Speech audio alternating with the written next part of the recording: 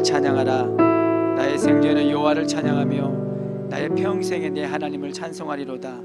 우리 하나님을 찬양하는 일이 선함이요 찬송하는 일이 아름답고 마땅하도다. 아멘. 우리 찬송가 498장 부르신 후에 서병 집사님 기도하시고 윤상현 집사님 성경 봉독 하시겠습니다. 찬송가 498장입니다.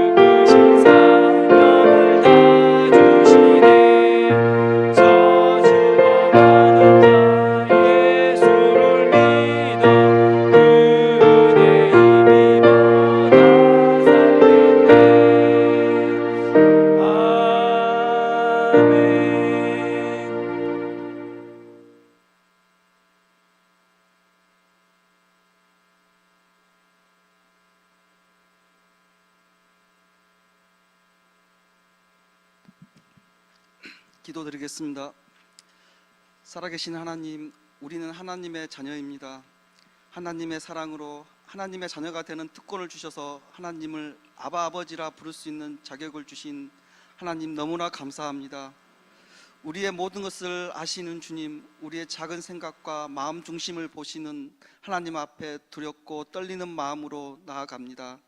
여기에 모인 하나님의 자녀들이 하나님을 사랑하고 가족 사랑과 이웃 사랑을 전하는 가정의 달을 맞이하여 제4남성교회 헌신 예배로 영광 돌리오니 기쁘게 받아주시옵소서. 하나님의 그 크신 사랑과 은혜에 힘입어 하나님이 기뻐하시는 일에 최선을 다하는 제4남성교회가 되기를 소망하나, 이 시간도 우리의 연약함을 회개하며 다시 한번 헌신 예배를 통해 내게 맡겨주신 사명들을 깨닫게 하시고 주 예수 그리스도의 날에 책망할 것이 없는 자로 끝까지 승리할 수 있기를 소망합니다. 다음 주에는 새생명 축제가 있습니다. 하나님께서 제일 기뻐하시고 원하시고 바라시는 영혼 사랑을 몸소 실천할 수 있는 새생명 축제를 허락하사 평택중앙교회 모든 성도가 같은 마음 같은 뜻을 가지고 기쁨과 감사와 기도로 나아갈 때 놀라운 전도의 열매와 전도의 기쁨을 나누는 천국잔치가 되리라 믿습니다.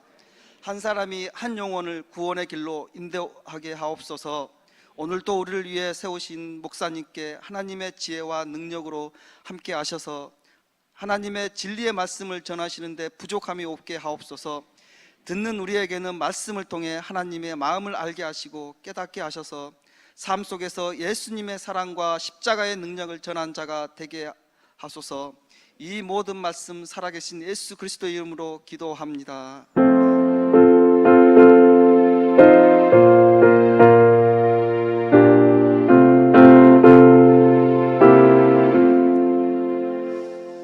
다 같이 하나님의 말씀을 읽겠습니다. 사도행전 8장 26절에서 39절 말씀입니다. 사도행전 8장 26절에서 39절 말씀입니다. 신앙성경 201쪽입니다. 제가 한 절, 여러분이 한 절 교독을 하겠습니다. 다 찾으신 줄 알고 읽겠습니다. 주의 사자가 빌립에게 말하여 이르되 일어나서 남쪽으로 향하여 예루살렘에서 가사로 내려가는 길까지 가라 하니 그 길은 광야라.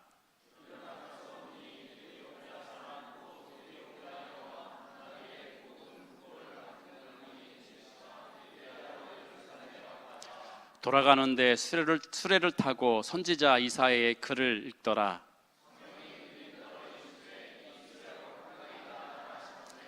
빌립이 달려가서 선지자 이사야의 글 읽는 것을 듣고 말하되 읽는 것을 깨닫느냐?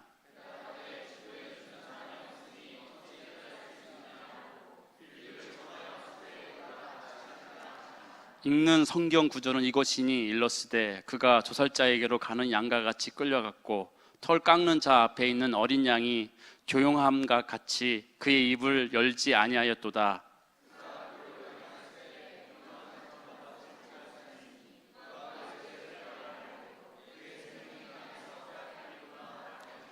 그 내시가 빌립에게 말하되 청컨대 내가 묻노니 선지자가 이 말한 것이 누구를 가리킴이냐? 자기를 가리킴이냐? 타인을 가리킴이냐?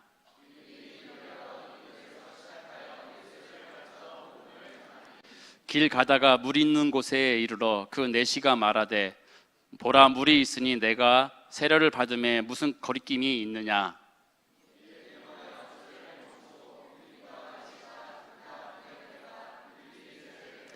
다 같이 읽겠습니다. 시작. 둘이 물에서 올라갈새 주의 영이 빌립을 이끌어간지라 내시는 기쁘게 길을 가므로 그를 다시 보지 못하리라. 아멘.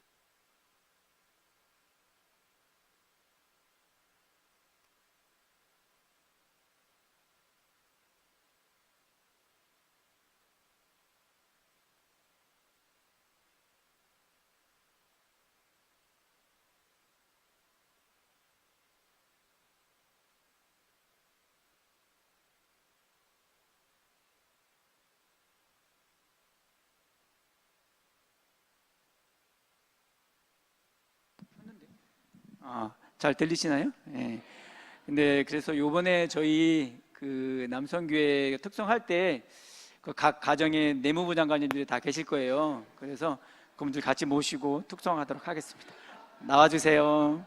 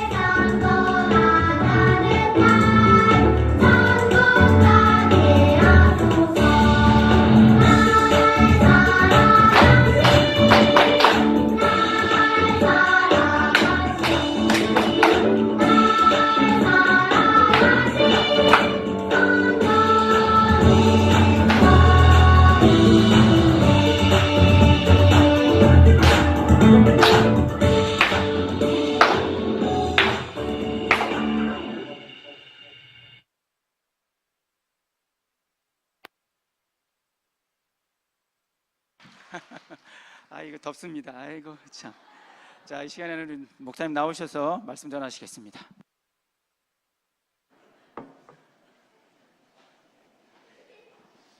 뭐 너희들은 나이 먹으면 안 되지 뭐 저런 줄 아나?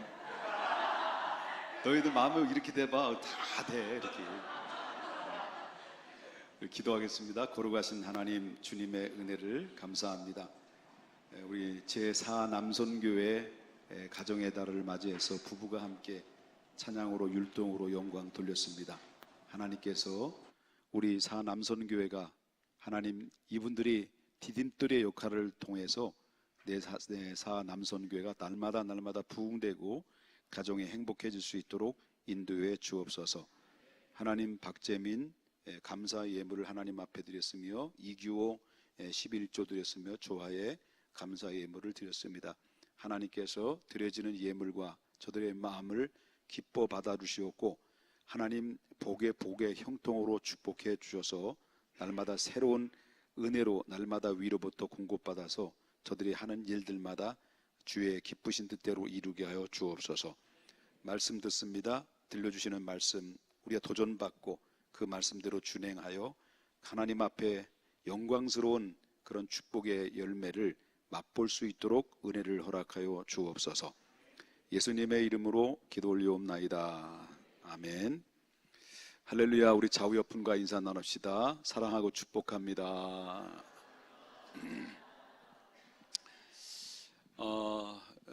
지난주에 광고를 했는데 말씀을 드렸는데 차가 나왔어요. 차가 나왔는데 G4 렉스턴이 신청한 지 이틀 만에 나와서 이렇게 좀 너무너무 감사하고요. 이렇게 차를 잘 안 들리나요? 방송실 안 들린데 자 들려요? 차가 이제 왔는데 차를 타고 어디부터 갈까? 시운전을 어디부터 시운전을 할까라고 할 때 저희 집사람이 그런 제안을 하더라고요. 우리 기도원부터 가자. 왜 하필이면 기도원이야 했더니 본인이 다시 말하면 결혼했을 때 결혼하자마자 첫날은 기도원에서 보내자라고 저한테 33년 전에 저에게 그런 제안을 했거든요. 제가 그 제안에 대해서 어떻게 반응을 했을까요? 일거에 거절을 했죠. 지금 때가 어느 때인데 기도원이냐 신혼인데 그러면서 근데 그 33년 동안 그 얘기를 듣고 원망 듣다가 아무래도 안 될 것 같아. 이번에 또 안 가면 안 될 것 같아서 본인이 먼저 감동이 돼서 우리 같이 마음을 모아서 이제 좋은 차를 타고 기도원에 가서 잠깐 하나님 앞에 감사 기도하고 돌아오자라고 해서 갔는데 가보니까 예상하지 않는 우리 교회 세 번째 부흥회를 인도하신 심은기 목사님이 그 교회에서 또 그 기도원에서 집회를 하고 있는 거예요. 그럼 우린 금방 나오려고 했는데 어차피 어떻게 들어갔죠. 들어갔더니 설교 중에 뭐 내가 존경하는 우리 목사님이 오셨다고 또 얘기를 해가지고 또 뻥을 쳐가지고 그래가지고 거기 중간에서 나오지도 못하고 끝까지 예배 참석하고 있었는데 그래서 기도하면서 하나님 감사합니다. 이 고마우신 분들 차값을 전부 대주신 세 분의 장로님들에 대한 고마움 그리고 또 차가 나와서 실내 인테리어나 그리고 외부의 인테리어나 하부의 그 코팅이나 뭐 등등 값비싼 그 썬팅까지 다 해주신 우리 집사님들 그리고 또 그 밖에 또 답답하니까 또 이렇게 다음 주에는 멋지게 한 작품이 나올 겁니다. 이렇게 여러모로 교회를 헌신하신 분들을 생각해 보니까 그냥 너무 감사한 거예요. 그래서 그냥 감사합니다라고 고백하고 이렇게 왔어요.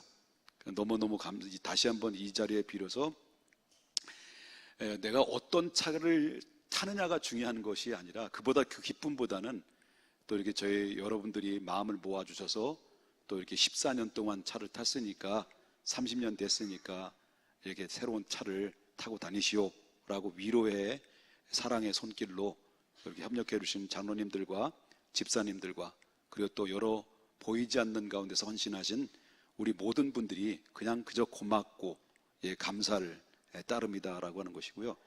이 자리 비롯해서 또 우리 점심도 맛있게 먹었습니다. 우리 수고하신 식사 당번 구역에 다시 한번 감사합니다. 내가 이상한 말을 하면 무슨 일이 있을 것 같아, 내 생각에. 그냥 괜히 그냥 뭐 이렇게 알랑방구 끼는 것처럼 느껴지는데 이게 진심입니다. 진심이고 너무너무 감사했습니다. 그리고 앞으로 주의 일에 열심히 또 사역하라는 주님이 주신 값진 선물인 줄 알고 열심히 목회하겠습니다. 자, 오늘 본문에 나오는 말씀을 보게 되면 하나님의 음성을 듣고 성령의 인도함을 받았을 때, 그 성령의 인도함을 받았을 때 그 성령의 감동과 감화를 오는 그 순간에 거기에 따른 순종함의 결과가 어떤 결과가 가장 소중한가라는 것을 오늘 본문에 말씀하시는데, 하나님의 음성을 들어요. 그 다음에 성령이 내 마음에 터치를 해요. 그리고 터치를 했을 때 내 자유의 의지가 하나님의 음성과 성령의 인도함과 감동을 받았을 때 내가 순종의 자리를 한 발 한 발 디딜 때마다 바로 뭐냐면 그 현장 속에 누가 역사하셨냐면 항상 하나님이 기적처럼 역사하셨다라고 하는 거예요. 이게 바로 성경 역사예요. 성경 역사는 그때 성경 역사로서 끝나는 것이 아니라 그 하나님의 말씀과 약속은 오늘날 우리에게도 동일하게 적용된다라는 것을 우리가 보게 되고, 우리도 하나님의 말씀을 듣습니다. 성령의 감동이 와요. 그리고 내가 이 일을 내가 해야겠구나. 성령께서 이 일을 통해 자꾸 하도록 나에게 감동을 주고, 그리고 할 수 있도록 나에게 환경적으로 문호를 열어줬을 때, 그때 내가 하나님 앞에 내 생각과 내 판단과 내 상식을 깨트리고 그 바로 하나님의 성령의 인도함 따라서 내가 순종의 발을 디딜 때 거기에는 예상치 않는 하나님의 기적과 역사하심을 경험하게 되는 그런 놀라운 사건들이 이루어지게 된다. 그 사건을 오늘 본문에서 소개를 하고 있어요. 여러분 알다시피 초대교회는 성령이 충만했을 때예요. 초대교회는 성령이 충만해가지고 충만한 사람들이 나가서 복음을 증거하고, 그리고 성령의 충만한 상태 속에서 바로 예수 그리스도와 십자가와 부활을 외쳤을 때 수많은 사람들이 그 예수님의 복음을 전해 듣고 초대교회 사람들은 회개하고 돌아왔어요. 특별히 유대 사람들 중에서는 한번 베드로가 설교를 했을 때 3,000명 아니면 그 중에는 5,000명씩 예수님께 돌아오다 보니까 초대교회가 폭발적으로 부흥이 일어나게 되는 거죠. 이 폭발적으로 부흥이 일어나다 보니까 그 안에서 구제도 일어나게 되고, 구제도 있었고, 모여서 떡을 떼고 모여서 기도하고, 그리고 또한 예배를 드리고 서로 사랑의 코이노니아가 활발하게 임해졌을 때였던 것이죠. 그런 가운데 있었을 때 이 사람들이 너무 많다 보니까 이 사람들을 관리하는 부분에 있어서 상당히 애로사항이 많이 있으므로 사도들이, 예수님의 제자인 사도들이 복음을 전하고 말씀을 전하는 일에 전무하기 위해서 거기에 필요에 따라서 이 모든 수많은 사람들을 관리하고 통솔할 수 있는 직분자를 세웠죠.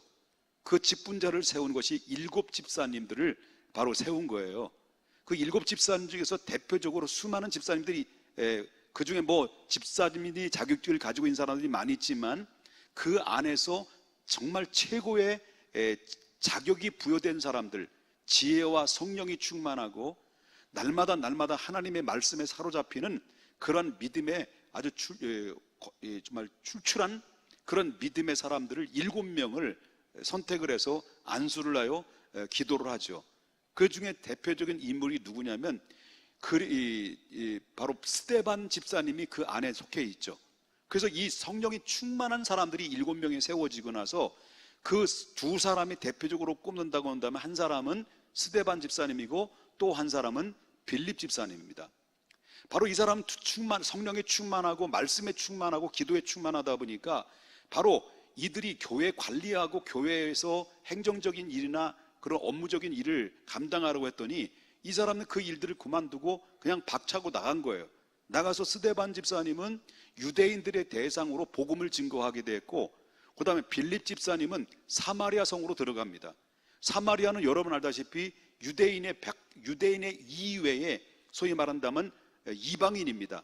그 다음에 그 사마리아 성 안에 살고 있는 사람들은 그리고 유대인들과 다른 이방인들이 피가 섞여 있는 혼혈족이 살고 있는 지역입니다.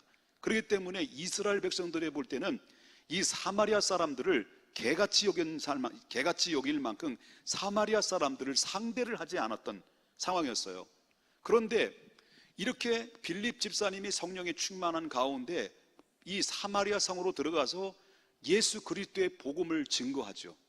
예수 그리스도의 복음을 증거하니까 그 사마리아 성 안에 사람들이 복음을 받아들이기 시작하네. 이 복음을 받아들이시니까 그 지역의 사마리아 성 안에는 기쁨이 충만했다는 거죠. 그 사마리아 성에 왜 성들 사람들이 왜 기쁨이 충만했을까요? 복음, 생명의 말씀이 그 안에 들어가니까 은혜를 받은 거야. 은혜를 받으니까 뭐가 와요? 기쁨이 오는 거예요. 그래서 우리에게도 유대인들에만 대상한 국한된 복음의 진리의 은혜가 있는 것이 아니라 우리 사마리아 성 안에 있는 우리들에게도, 이방인이라고 하는 우리에게도 구원의 진리의 그를 통해서 우리가 하나님의 자녀가 되는 특권을 소유한 자들이 되었구나 라고 해서 빌립 집사님의 막강한 영향력, 복음의 영향력을 통해서 그 사마리아 성 안에 있는 사람들이 기쁨을 얻었다는 거예요. 그 은혜를 받으니까 여러분들처럼 기쁨을 얻었다는 거예요. 졸아도 기쁨을 얻고, 말똥말똥해도 기쁨을 얻고, 밤새도록 게임을 하고 피곤이 겹쳐가지고 그래도 기쁨을 얻고, 어쨌든 그렇다라는 거예요. 그러니까 그런 가운데 있었을 때 한참 전도에 불이 붙여진 거예요. 사마리아 지역에 한참 전도에 불이 붙여지는 그때, 바로 그 찰나에 빌립 집사에게 천사가 나타난 거예요. 천사가 나타나서 천사가 뭐라고 얘기를 하냐면 사도행전 8장 26절인데 주의 사자가 빌립에게 말하여 이르되 일어나 남쪽으로 향하여 에루살렘에서 가사로 내려가는 길까지 가라 하니 그 길은 어디라 그러냐면 광야라는 거예요. 그러니까 사마리아 지역에서 아마 그 전도의 열매를 맺고 있는 중에 아무도 없는 광야까지 너는 가라. 그러니까 여기서 사마리아에서 또 열심히 전도하면 되는데 왜 하나님이 천사를 보내가지고 너는 여기 있지 말고 어디로 가라는 거예요? 광야에 가라. 여러분, 광야는 사람이 살고 있는 지역이에요? 사람이 안 살고 있는 지역이에요? 사람이 안 살고 있는 지역이에요. 그런데 여기서 사마리아에서 하나님이 가라는 그 지정된 광야까지는 거리가 몇 정도 되냐면 약 180km예요. 어마어마한 거리예요. 그 거리까지 가서 바로 거기에 가라는 명령이 떨어졌을 때, 그때 빌립의 입장에서 볼 때는 이해가 돼요, 안 돼요? 이해가 안 되는 거예요. 납득이 돼요, 안 돼요? 납득이 안 되는 거예요. 여기서 그대로 열심히 잘 되고 있는데 왜 하나님이 왜 여기서 전도기를 멈추고 왜 광야로 가라고 하느냐. 사실상 인간적으로 볼 때 이해가 되지 않고 납득이 안 되지만, 그러나 이 빌립이라는 사람이 어떤 사람입니까? 말씀의 사람, 기도의 사람, 성령을 따라 움직이는 사람, 바로 이 빌립이 그런 사람이에요. 그러니까 하나님의 말씀이 떨어졌습니다. 그리고 오다가 떨어졌습니다. 그리고 또 그 성령께서 그 마음을 움직입니다. 그럴 때 이 빌립은 여기에 성령의 감동에 대해서 주저하지 않습니다. 주저하지 않고 그 순종의 자리로 발을 옮깁니다. 그래서 순종 끝에 어디로 갑니까? 광야로 간 거예요. 자, 광야를 가니까 빌립이 광야로 딱 도착하자마자 보니까 아무도 없는 거예요. 그런데 이상하게 저 멀리에서 먼지를 일으키고 뭔가 좀 한 물체가 다 눈에 시야에 보여지기 시작하면서 바로 한 마차를 끌고 어떤 사람이 자기 앞으로 다가오는 것을 목격을 하게 된 거예요. 그래서 사도행전 8장 27절에 에티오피아 여왕 간다게라는 국가의 이 재정을 책임진, 소위 말한다면 고국 관리가 마차를 타고 자기 곁으로 오고 있는 것을 바로 목격을 하게 되죠. 그럼 내시는 무엇 때문에 내시가 저 아프리카 에티오피아에서 에루살렘까지 왔다가 다시 에디오파로 가게 되느냐, 무엇 때문에 에루살렘에 왔느냐라고 추측할 수 있는 것은 바로 뭐냐면 이 사람은 하나님께 예배하러 온 거예요. 절기라는 예배를 드리러 왔는데, 그 예배를 드리고 가는 중에 있어요. 가는 중에 있는데, 그런데 이 마차에서 뭔가 이 내시의 입에서 중얼중얼 하는 그런 소리가 들려요. 그 소리가 들리는데 그것이 바로 뭐냐면 구약에 나오는 하나님의 말씀을 성경책을 펴면서 읽고 오는 거예요. 뭐 궁시렁 그런 강시렁 싱시렁 하면서 막 하고 있는데 빌립이 내시가 읽고 있는 그 소리를 가만히 들어보니까 구약에 나오는 이사야 선지자가 이야기한 말씀을 하고 있는 거예요. 읽고 있는 거예요. 그래서 이 내시에게 빌립이 찾아가서 당신이 지금 읽고 있는 성경 말씀이 무슨 뜻인지 이해가 되고 지금 읽고 있습니까? 라고 질문했을 때, 그러자 내시가 하는 얘기가 바로 뭐냐면, 뭐 지도해 주는 사람이 없는데 어떻게 이것을 깨달을 수 있겠습니까? 그러면서 마차에 타시오. 이 뜻이 어떤 뜻인지 내게 좀 알려주시오. 라고 이제 해서 이 사람이 둘이 마차에서 한 자리에 와서 앉게 된 거지요. 그냥 계속 가다가 주고받다가 빌립이 가만히 보니까 내시가 소리내서 읽은 이 말씀이 어떤 말씀이냐면 이사야서 53장에 나오는 말씀이죠. 여러분, 이사야서 53장은 어떤 말씀인지 잘 아시죠? 예수님이 장차 훗날에 인류의 메시아로 인간을 구원하기 위해서 오실 메시아에 대한 예언이죠. 이거 다시 말한다면 메시아가 와서 고난을 당하는 고난장입니다. 이게 바로 이사야서 53장에 나오는데 그 말씀을 내시가 읽고 있었던 거예요. 근데 읽고 있으면서 이 말씀이 도대체 어떤 말씀인지 이해가 안 되니까 이 빌립 집사님에게 내시가 질문을 하고 있는 거예요. 그래서 인류를 대신해서 도살장에 끌려가는 어린 양처럼 채찍에 맞아 죽게 될 자가 누구이며 공정한 재판도 받지 못하고 죽게 될 것이라고 했는데, 이사야 선지자가 말하는 그분이 도대체 누구를 이야기하는 거냐 라고 질문을 던졌을 때, 그때 이 빌립 집사님이 내시가 질문하는 그 질문에 이 너희가 지금 그 질문하는 궁금해하고 있는 그 메시아의 중요한 주인공이 바로 누구냐고 말한다면 예수 그리스도다 라고 얘기를 했어요. 그 말을 듣자마자 내시가 바로 얼마 전에 십자가에 대속해 피 흘려 죽었던 그 젊은 예수가 바로 이 구약에 나오는 이사야 53장 그 주인공이냐?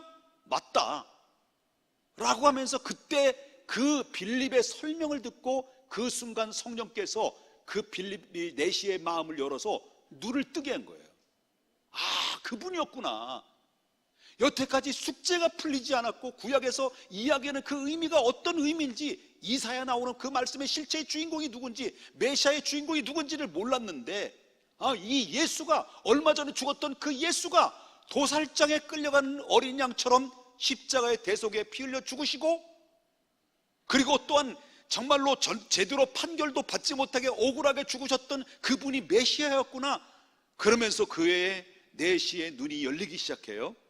그리고 나서 바로 영의 눈이 밝아지고 지금까지 궁금했고 갈망했던 모든 문제가 풀려지기 시작하면서 그는 그 자리에서 신앙 고백을 하죠.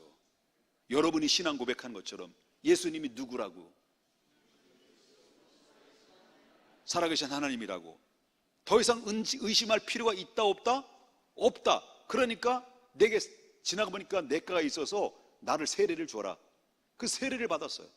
완전히 거듭난 사람이 돼가지고 이 사람이 에디오피아로 다시 들어갔죠. 어떻게 들어갔습니까? 올 때는 궁금해서 왔어요. 갈 때는 궁금이 해결됐어요. 예수님이 어떤 분이라는 걸 확실하게 드러났어요. 그리고 이분이 나의 구주로 영접했어요. 하나님의 자녀가 됐어요. 기쁨을 받았어요. 감격을 얻었어요. 천국 백성이 됐어요. 그러니까 이 안에 가슴 속에 이 뭐가 들어있습니까? 복음이 들은 거예요. 복음. 이 복음을 간직하고 어디로 간 거예요? 에디오피아로 다시 들어간 거예요.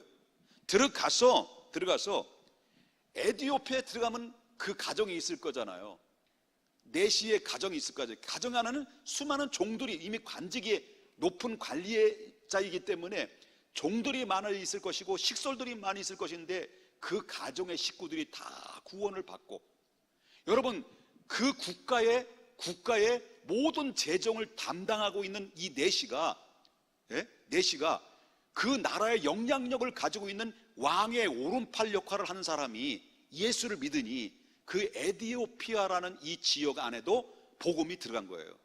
그 에디오피아를 넘어서 저 아프리카 지역까지도 복음이 전파됨으로 말미암아 이 넷이 한 사람이 구원받음으로 바로 자기 가정과 에디오피아와 그리고 저 아프리카까지 복음이 편만하게 전파되는 놀라운 역사가 넷이 한 사람의 변화를 통해서 이루어진 사건이다 라고 하는 것입니다. 그렇다면 여기서 중요한 사실이 하나 발견되는 거예요. 중요한 사실이 발견되는 것은 과연 내시와 빌립의 만남, 내시와 빌립의 만남은 어떤 만남일까? 그래서 나온 복음성가가 우리 만남은 우연이 아니야. 우연일까? 여러분, 우연일까? 우연아, 목사님과 너와 목사님과 나오는 우연일까? 가짜일까? 진실이지. 나 우연히 너무 왔어.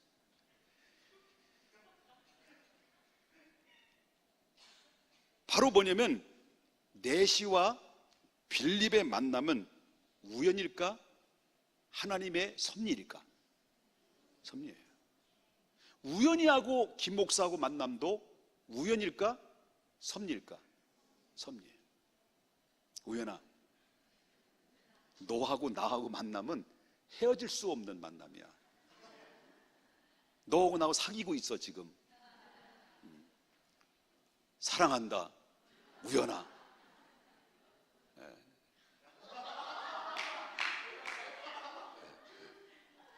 아유, 참 너무 이뻐. 우연이 아니에요. 여러분 보세요. 상황이 빌립과 네시아의 만남은 우연이 아니에요. 하나님이 예비해 놓으신 섭리예요. 네시 한 사람이 바뀌어지니까 그 가정과 그 나라와 저 아프리카까지, 아프리카 다 변화되는. 그렇기 때문에 하나님께서 빌립을 통해서 한 영혼을 구원하시는 모습을 이 본문에서 보여주고 있어요. 이것은 빌립의 계획이 아니에요. 다만 자기의 상식과 자기의 논리를 맞지는 않지만 성령의 인도함을 통해서, 바로 순종을 통해서 이루어진 사건. 그 넓은 광야, 이 넓은 광야길에서 마치 이 빌립을 만날 수 있다는 것, 네시와 빌립이 만날 수 있다는 것, 그것도 광야가 넓어요. 허벌나게 넓어요. 허벌나게. 그 허벌나게 넓은 이 광야에 빌립과 네시가 단둘이 여기서 만날 수 있는 확률이 얼마나 되겠냐는 거예요. 네시가 그 많은 성경 구절이 있는데 하필이면 이사에서 53장의 말씀을 읽게 된 것과, 그리고 빌립이 그에게 다가가서 그 말씀을 전해주고 풀어줄 수 있는 그 확률은 확률적으로 0%예요. 0%. 불가능한 거예요. 가능하다고 생각합니까? 불가능한 거예요. 그런데 기적은 언제 일어납니까? 기적은 언제 일어나냐면 차원 높은 하나님의 계획 앞에, 그분의 인도하심 앞에 따라서 순종할 때, 내 생각과 상식을 뛰어넘는 순종, 내 판단과 경험을 뛰어넘는 고차원적인 순종, 여기에는 준비되어 놓은 하나님의 섭리가 있어요. 아브라함을 너 아들 이삭 독자를 바치라 했을 때 하나님이 이미 다 준비해 놓으셨어요. 근데 뭘 보기를 원한 거예요? 순종을 보기를 원한 거예요. 순종을 보기를 원한 거예요. 빌립도 마찬가지 다 준비했어요. 그 한 영혼을 구원하기 위해서 그 내시 한 사람을 준비해 놨어요. 근데 누군가 가야 돼. 누군가 그 내시에게 찾아가서 말씀을 전해줘야 돼. 그런데 많고 많은 사람 중에서 빌립을 향해서 너는 광야로 가라 명령했을 때, 아 싫어요. 지금 잘 나가고 있는데, 사업 잘 되고, 그리고 모든 게 다 만사형통한데 너 그 사업 접고 신학교 가라. 그럼 가겠어? 아니, 사업하시는 분이 가겠어? 사업하시는 게 안 보이네. 눈에 뵈는 게 없네. 가겠냐는 거예요. 쉬운 일이에요? 어려운 일이에요? 어려운 거예요. 그런데 지금 한참 잘 나가는 빌립에게 너 그만두고 가라. 이거는 자기 자신과 논리와 생각을 뛰어넘는 순종 아니면 불가능한 거예요. 그런데 전혀 불가능한, 전혀 가능성 확률적으로 아무것도 0.01%도 안 되는 0%의 사건을 하나님께서는 빌립을 통해서 내시와의 만나게 해주심으로 그 내시를 구원해낸 놀라운 섭리가 준비시켜 놨다라고 하는 거죠. 중요한 것은 이러한 일들은 옛날 광야에서만 일어나는 일이 아니라는 거예요.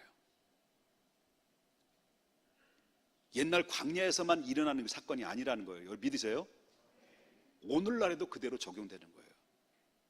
빌립에게만 일어나는 것이 아니에요. 오늘 우리에게도 얼마든지 이 사건이 나타날 수 있는 거예요. 다만 성령의 감동이 있을 때마다 우리의 순종하기만 하면 우리는 언제든지 우리는 빌립과 같은 기적을 경험할 수 있다. 전 30년 이상 목회하면서 저는 많은 것을 체험했어요. 그거를 어떤 분들은 우리 집사람도 그렇고 어떤 주변의 사람들이 목사님 책 한 권 30년도 넘었는데 설교집도 좀 만드시고 책 한 권 좀 만들으시면 어떨까요? 라고 하는데 난 그렇게 안 하려고 합니다. 책을 쓰려면 제대로 써야지.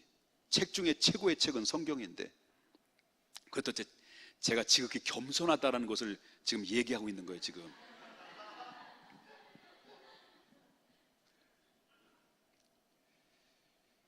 여러분, 하나님은 한 영혼을 구원하기 위해서 한 사람의 순종을 요구하고 있어요. 이제 602 새생명 축제 다음 주가 됐어요. 분명히 여러분 주변에는 내시를 준비시켜 놨다라고 하는 거예요. 내시.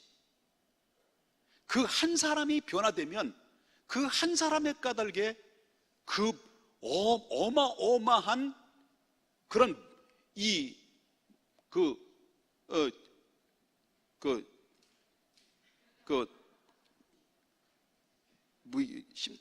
별을 심는 걸 뭐라 그래요?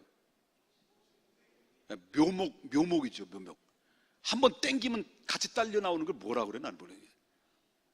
하여튼 그래요. 하여튼 뭐. 다시 말한다면 저희 교회 한 사람이 한 사람을 전도해서 우리에게 오셨어요.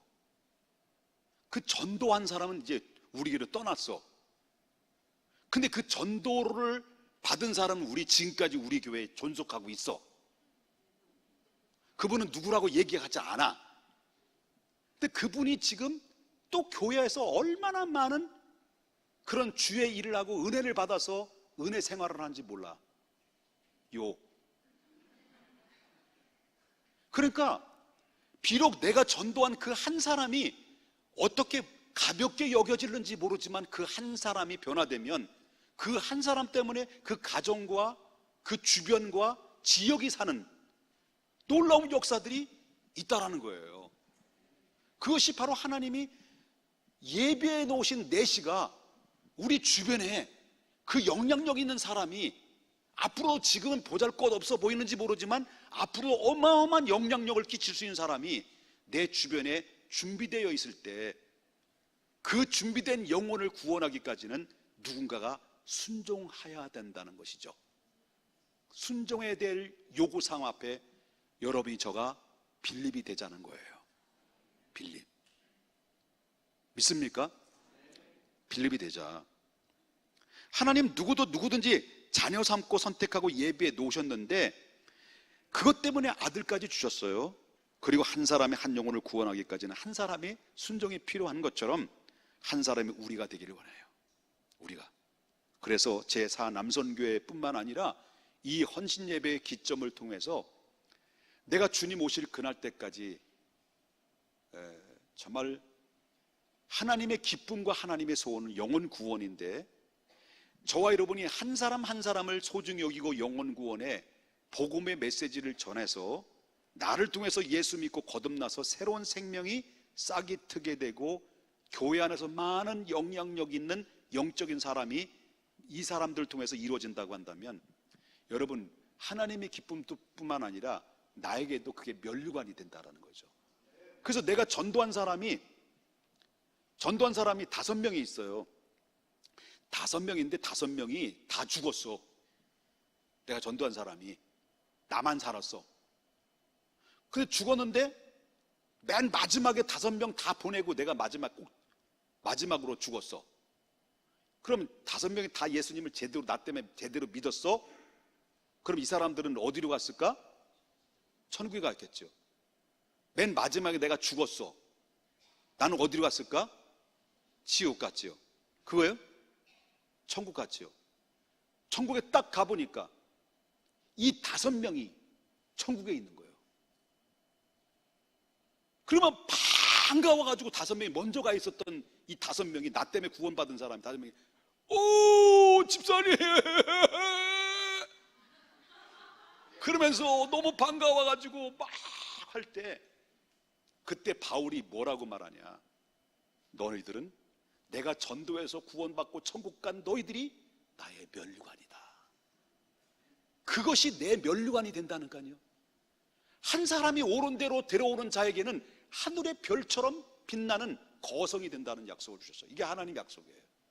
그만큼 영혼 사랑하고 영혼을 전도해서 새 생명을 얻게 하는 놀라운 영혼 구원의 일에 전도의 사명이라는 것은 그만큼 부담스럽지만 하면 할수록 하나님이 할 수 있는 능력을 주시고 거기에 따른 반드시 보상이 딸려온다 라고 하는 것이에요. 그렇지? 학생들? 얼마나 피곤해. 다 이해돼.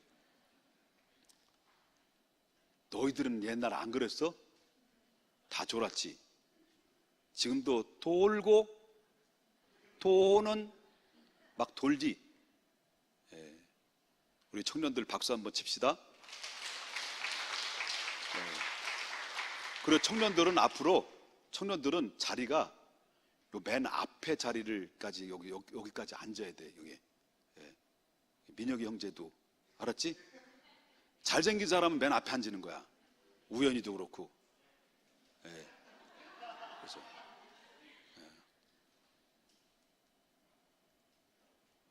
너도 자,